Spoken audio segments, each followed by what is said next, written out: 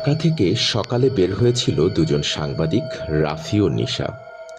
দুজনেই নতুন হলেও বেশ তুখোড় সাংবাদিক। তাদের গন্তব্য ছিল মানিকগঞ্জের এক প্রত্যন্ত গ্রাম।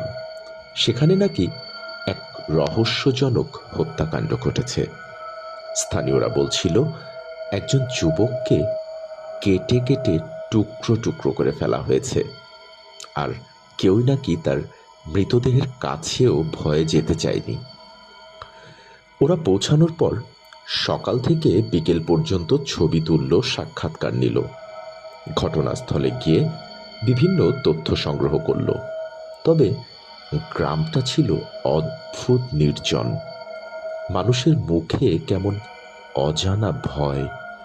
কেউই হত্যার প্রসঙ্গে খুব বেশি কিছু বলতে চায়নি। হঠাৎ এক বৃদ্ধ তাদের হুঁশিয়ারি করে বলেছিল, রাতে ওই পথটা দিয়ে যাবেন না, পথটা কিছুটা অশুভ।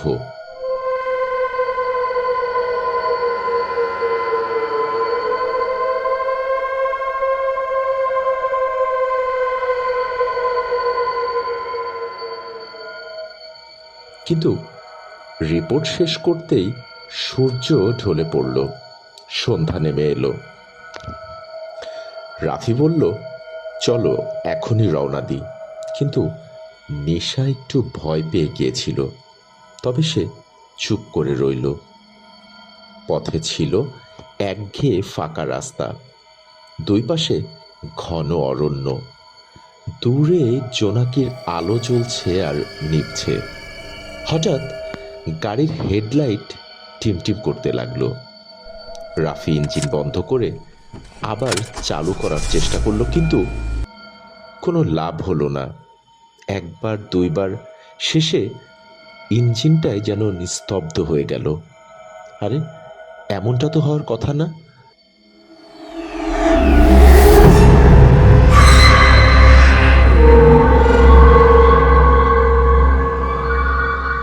কিন্তু কেমন সব অদ্ভুত লাগছে তাদের কাছে।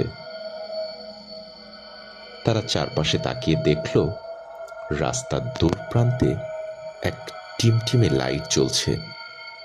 কাছে গিয়ে দেখা গেল একটা পুরনো কাঠের চায়ের দোকান। দোকানের সামনে ধোঁয়াটে কেমন কুয়াশা ভেসে বেড়াচ্ছে, আর বাতাসে পচা পাতার কেমন গন্ধ ভেসে বেড়াচ্ছে। যেহেতু গ্রাম, সন্ধ্যা নামতেই মানুষজন বেশিরভাগই ঘরে চলে যায়। কেমন নিস্তব্ধতায় ঢেকে যায় পুরো গ্রাম। এরপর ভেতরে ঢোকার পর তারা দেখে এক বৃদ্ধ চা বানাচ্ছে, কিন্তু তার মুখে কেমন যেন অদ্ভুত রকমের হাসি, চোখ দুটো কেমন ফ্যাকাশে। দোকানে আর কেউ নেই। রাত অনেক হয়েছে। কথাটি বৃদ্ধ খুব ধীর কণ্ঠে বলল। রাফি উত্তর দিল, গাড়ি খারাপ হয়ে গেছে, একটু বসবো আমরা। বৃদ্ধ তাদের দিকে চা এগিয়ে দিল। চায়ের কাপে ধোঁয়া উঠছে, কিন্তু চায়ের কোনো গন্ধ নেই। আর চায়ের স্বাদ যেন কেমন মরিচা আর ঠান্ডা ধুলো মিশ্রিত।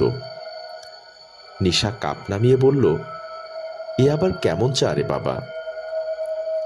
বৃদ্ধ বলল, এই জায়গার চা একটু আলাদা। যারা একবার খায় তারা আবার ফিরতে চায় না। তারপর দোকানের পেছন থেকে কিছু টানার মতো একটি শব্দ এলো, যেন মাটির উপর কিছু ভারী জিনিস ঘষে ঘষে হাঁটছে। নিশা ভয়ে রাফির হাত চেপে ধরল। শুনছ, কেউ আছে পেছনে? বৃদ্ধের মুখে হঠাৎ সেই হাসি জমে গেল। ওরা আছে, ওরা প্রায় আসে রাত হলে। বৃদ্ধ ফিসফিস করে বলতে লাগলো, তোমরা বসো, এখন আর বেরোনোর সময় নয়। এখন তোমরা চুপচাপ এখানে বসে থাকবে।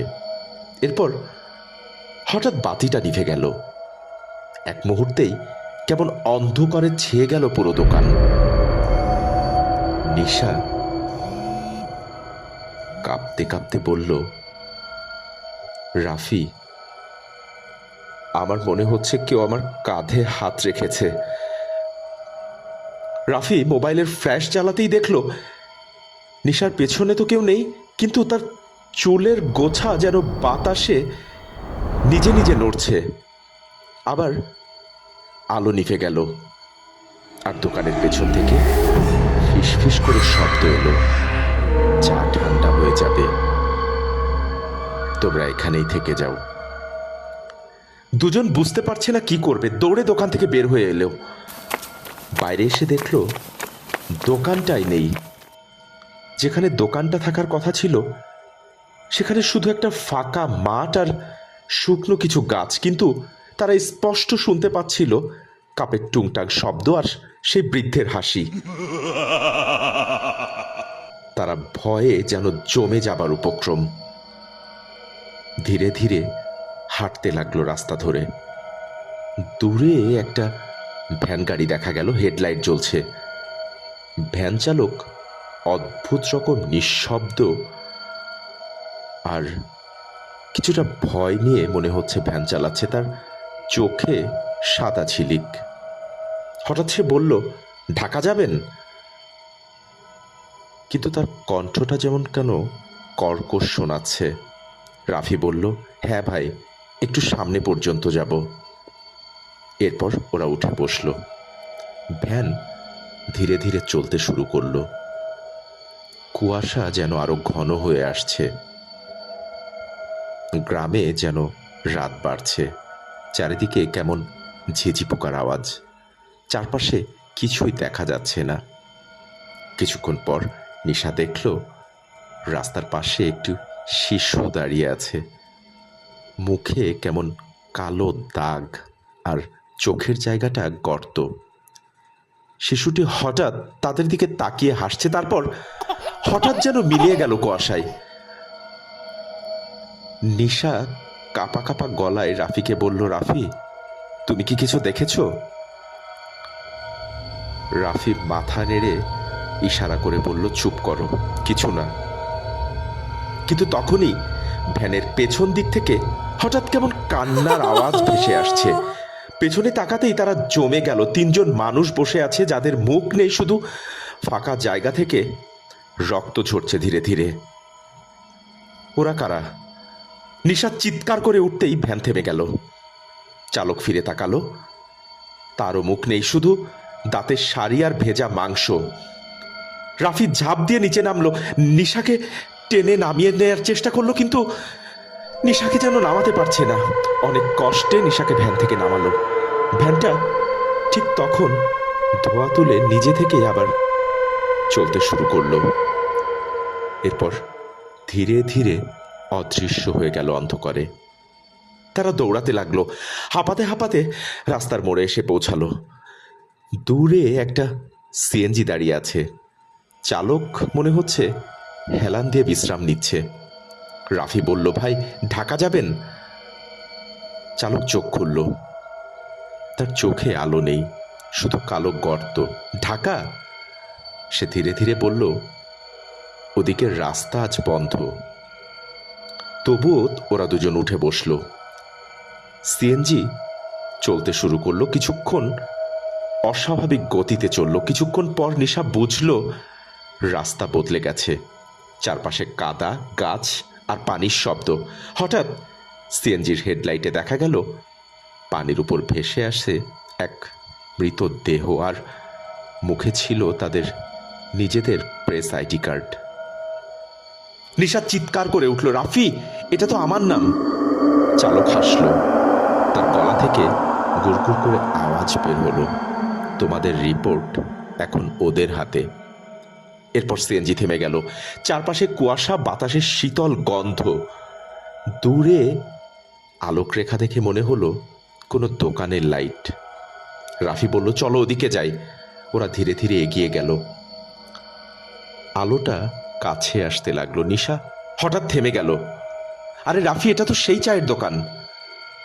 সামনে সেই একই কাঠের দোকান, একই টিমটিমে বাতি, আর টেবিলের উপর রাখা দুটি চায়ের কাপ, যেগুলো থেকে এখনো ধোঁয়া উঠছে, আর দরজার পাশে ঝুলছে একটি পুরনো পত্রিকার টুকরো। 2 সাংবাদিক নিখোঁজ, গাড়ি উদ্ধার রাস্তার পাশে, কিন্তু তাদের কোনো খোঁজ নেই। রাফি পেছনে তাকাতে গেল, কিন্তু নিশা আর তার পাশে নেই। বাতাসে শুনতে পেল তার কণ্ঠ, আমি তো এখানেই আছি রাফি, তোমার পাশে। সে তাকাতেই দেখল নিশা দাঁড়িয়ে আছে দোকানের ভেতর, চোখ লাল, মুখে সেই বৃদ্ধের হাসি। তুমি দেরি করেছ, নিশা বলছে ফিসফিস করে। রাফি, চা তো ঠান্ডা হয়ে যাবে। রাফি পেছনে হাঁটতে লাগলো, কিন্তু দোকানের দরজা নিজে থেকেই বন্ধ হয়ে গেল। বাইরে বাতাস হু হু করে বইতে লাগলো, আর ভেতর থেকে হাসির শব্দ। বৃদ্ধ, শিশুটি, মুখবিহীন যাত্রী আর নিশা সবাই যেন একসাথে হাসছে। রাফি পাগল হয়ে যাচ্ছে। এভাবে কেটে গেল অনেকক্ষণ। ভোরের আলো ফুটল। স্থানীয়রা রাস্তার পাশে ভাঙা গাড়ি আর 2টো মোবাইল ফোন পেল।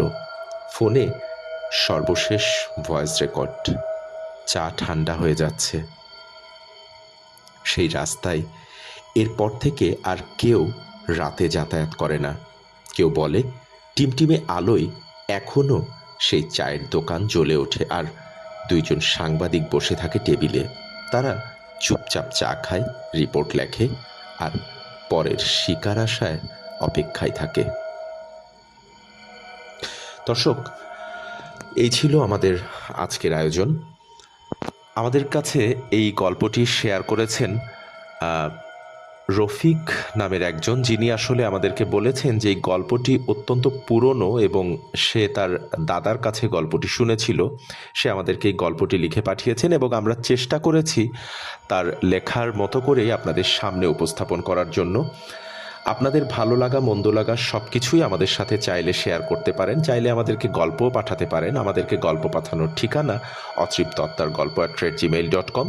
আপনাদের সুবিধার্থে বরাবরের মতোই ডেসক্রিপশন বক্সে মেইল অ্যাড্রেসটি দেওয়া রইল। আজকের মতো আমি বাপ্পি খান আপনাদের থেকে বিদায় নিচ্ছি। সবাই ভালো থাকবেন। শুভরাত্রি।